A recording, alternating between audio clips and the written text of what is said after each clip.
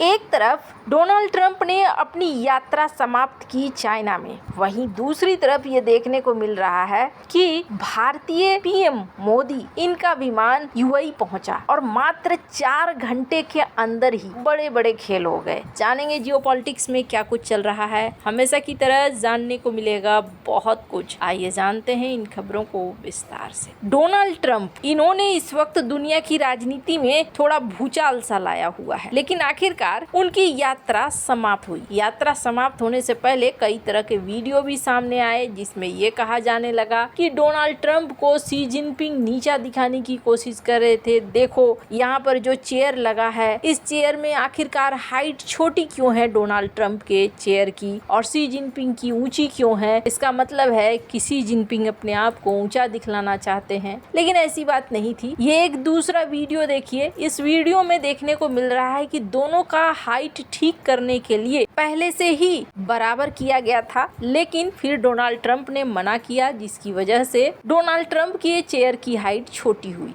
शायद यही वजह होगा कि जब फाइनल बातचीत हो रही थी, फाइनल बयानबाजियां चल रही थी, तब डोनाल्ड ट्रंप के चेयर की हाइट छोटी रह गई। खैर, अब इस मीटिंग के बाद आगे आने वाले कुछ दिनों में देखने को मिलेंगे कि ट्रंप और जिनपिंग का रिश्ता किस तरीके से रहता है। लेकिन भारत और रूस के लिए ये सामान्य नहीं है, इसलिए ये देखने को मिल रहा है भारत तो पहले से भी अपना रास्ता खुद निकाल रहा है, और ईरान की लड़ाई ने इस टेंशन को और भी ज्यादा बढ़ा दिया है। भारत के लिए अपने एनर्जी का सुरक्षा करना सबसे ज्यादा खास, क्योंकि ईरान लगातार अब ऐसे जहाजों को भी निशाना बना रहा है जो जहाज सिविलियन है या फिर जिनका रिश्ता अमेरिका इजराइल से नहीं है। ओमान के तट के पास एक भारतीय जहाज को निशाना बनाया गया, जिसमें भारत का झंडा लगा हुआ था। हालांकि भारत की तरफ से बहुत ज्यादा क्लियर नहीं किया गया। कथित तौर पर सिर्फ ये कहा गया कि जितने क्रू मेंबर थे उनको बचा लिया गया है, और ओमान का वो धन्यवाद करते हैं कि क्रू मेंबर सुरक्षित हैं। लेकिन भारत ने इस बात को साफ किया कि किसी भी इस तरह के जहाज पर हमला ये अस्वीकार्य है। लेकिन ईरान को अगर आप देखें तो ईरान एक ऐसे मोड में जा रहा है जिसमें उसके लिए या तो हाँ अपनाना होगा या ना अपनाना होगा। और ईरान का सीन ऐसा है कि ईरान में लगता नहीं है जैसे लीडरशिप कुछ बची हुई है। IRGC अपने धर्रे पर चल रही है और लीडरशिप अपने धर्रे पर चल रहा है। डोनाल्ड ट्रंप ने ईरान को जहां चेतावनी दी, तो वहीं ईरान के मंत्री ने ब्रिक्स में बैठकर डोनाल्ड ट्रंप, अमेरिका, इजराइल इन सब को चेतावनी दे। अब आगे कभी भी हो सकता है युद्ध की स्थिति आ जाए, और अगर युद्ध की स्थिति आती है और ये युद्ध भयानक रूप ले लेती है तो सबसे बड़ी मुश्किल भारत के लिए खड़ी होगी। इसके पीछे कारण है, भारत एक बढ़ती हुई इकोनॉमी है, और न सिर्फ बढ़ती हुई इकोनॉमी, भारत के अड़ोस पड़ोस में दो ऐसे देश भी हैं जिनके साथ भारत के टेंशन कभी भी हो सकते हैं। यानी भारत के लिए ये दोहरी चुनौती हो जाती है कि भारत अपने एनर्जी के रिसोर्सेस और रिजर्व को बचा कर रखे। अब ऐसे हालात में भारत के लिए रास्ता निकालना बहुत जरूरी है। ओमान में जब भारतीय जहाज पर हमला हुआ तो यूएई भारत के साथ आकर खड़ा हो गया, और यूएई ने भी कहा कि ये तरीका गलत है, ये बिल्कुल गलत है। वहीं दूसरी तरफ अब पीएम मोदी 5 देशों की यात्रा के लिए निकले हैं, और सबसे पहला पड़ाव यूएई में पड़ा। हालांकि मात्र 4 घंटों के लिए ही था, लेकिन 4 घंटे में ही बड़े बड़े खेल हो गए।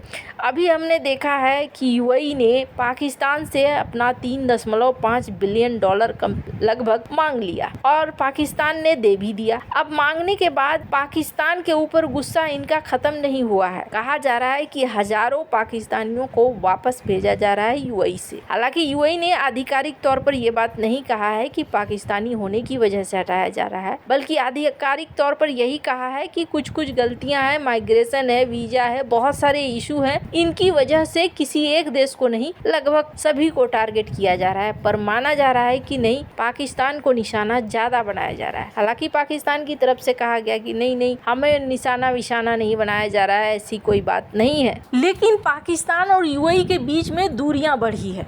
और इस दूरी बढ़ने के पीछे एक कारण सऊदी भी है। सऊदी और पाकिस्तान से जो पैक्ट साइन हुआ है उसने भी एक खास रोल अपनाया। जब यूएई और सऊदी आमने सामने हो गए थे तब पाकिस्तान ने सऊदी को चुन लिया था। यूएई का गुस्सा इसलिए पाकिस्तान के ऊपर है, लेकिन भारत के प्रति इनकी बहुत अच्छी नीति भी रही है, यहाँ के लोगों की भी रही है। इनके वो कहती हैं कि हम अक्सर भारतीयों के साथ कनेक्टेड फील करते हैं, हमारे और भारतीयों के बीच में एक अलग रिश्ता है, इंसान से इंसान के बीच में कनेक्शन है। बहुत सारी अच्छी बातें। यूएई देखा भी जाता है कि यूएई हो, हालांकि सऊदी अरब भी भारत के साथ बहुत ही अच्छे रिश्ते रखता है। अभी यूएई ओपेक से अलग हुआ और ये भारत के लिए बहुत बढ़िया खबर। अभी आपने देखा होगा यूएई में अजीत डोभाल भी पहुंचे, डॉक्टर एस जयशंकर भी पहुंचे, तो कुछ न कुछ तो खास होना तय था और वो जो कुछ न कुछ खास था वो निकल कर आया। पहले तो पीएम मोदी का प्लेन जैसे ही घुसा, एक सम्मान के साथ F-16 एस्कॉर्ट करते हुए इन्हें लेकर गया और फिर वहां पर मौजूद थे, ऐसा लगता है जैसे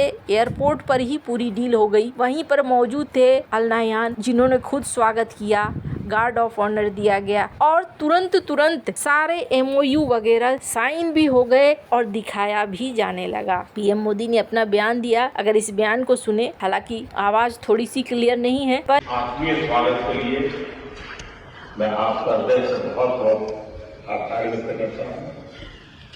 और जैसा आपने कहा, मैं अपने दूसरे घर आया हूँ। ये शब्द, ये भाव मेरे जीवन की बहुत बड़ी पूंजी है।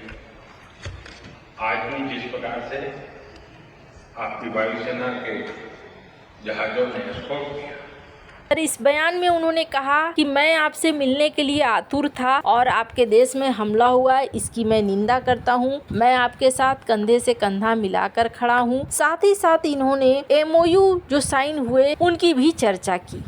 अब पहली चीज है, यूएई और भारत के बीच में एक डिफेंस फ्रेमवर्क साइन हुआ और ये बहुत ज्यादा महत्वपूर्ण है, क्योंकि इस डिफेंस फ्रेमवर्क का मतलब है आगे आने वाले समय में फाइनल किया जाएगा कि क्या क्या चीजें हो सकती है। क्या भारत सैन्य सहायता दे सकता है यूएई को या हथियारों की बिक्री करेगा। हालांकि लगातार अगर हथियारों की बिक्री करता है तो भी भारत को अच्छा खासा फायदा इससे होने वाला है। दूसरा सबसे बड़ा, सभी को पता है कि इस वक्त एनर्जी का संकट चल रहा है, आगे आने वाले भविष्य में संकट आ सकता है। यूएई और भारत दोनों मिलकर इसका उपाय भी निकाल रहे हैं। पहली बात तो LPG के लिए एक करार साइन हुआ और दूसरी बात ये, यूएई ओमान होते हुए एक पाइपलाइन की भी चर्चा चल रही है जो भारत तक तेल और गैस को पहुंचाए। ये एक बहुत बड़ी चीज है। इसके अलावा $5 बिलियन का निवेश करेगा यूएई भारत के अंदर। हालांकि पाकिस्तान को यह बात बिल्कुल भी अच्छी नहीं लगेगी। और इसके अलावा यूएई के लिए शिप बिल्डिंग का भी काम करेगा, शिप रिपेयरिंग का भी काम करेगा भारत,